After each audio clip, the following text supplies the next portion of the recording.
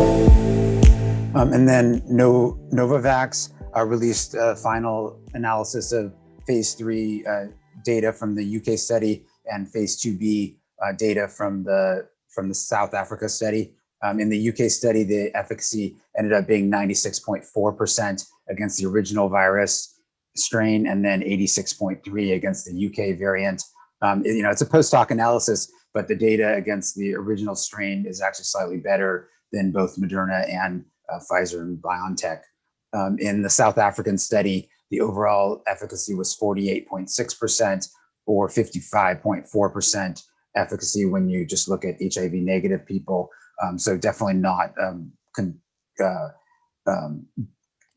protecting against the South African strain as well as it does against the US, the original strain or the UK strain. One interesting data point that I found was in patients who got the placebo. So they looked at those patients, and the illness rate was 7.9% for people who didn't have antibodies to the coronavirus going into the study. And then for patients who did have antibodies at the start of the study and then ended up getting placebo, the rate was 4.4%.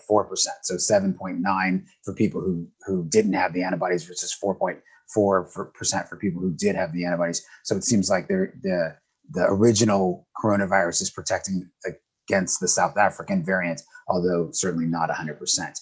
Any thoughts on that data? Yeah, I'm like you. I'm fascinated by that very early data about that maybe having antibodies to the original strain of coronavirus could give you that protection against these new strains. I will be interested to see further studies as they come out to see if that pans out. I thought arguably the most important result announced by Novavax, though, was that 100% protection against severe disease. I mean, that's absolutely great news, and that's what you want to see, right? I mean, 100% protection against the severe cases of COVID-19. So that means fewer people dying, fewer people being having to go to the hospital. So that was a great result. There's always uncertainty with the regulatory process, whether it's getting emergency use authorization or ultimate approval. But I would say based on this data, Novavax has about as close as a slam dunk for authorization as you're going to get, at least in the UK for right now, because this is all based on UK data and they'll seek emergency use authorization in the United Kingdom first. But I think it's looking really good for Novavax right now.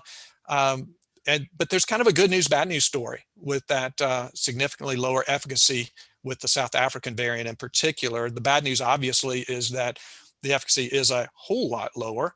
And if that variant becomes more prevalent, then Novavax's vaccine won't provide nearly as much protection and might be at a competitive disadvantage if, and this is a big if another drug maker launches a vaccine that is more effective.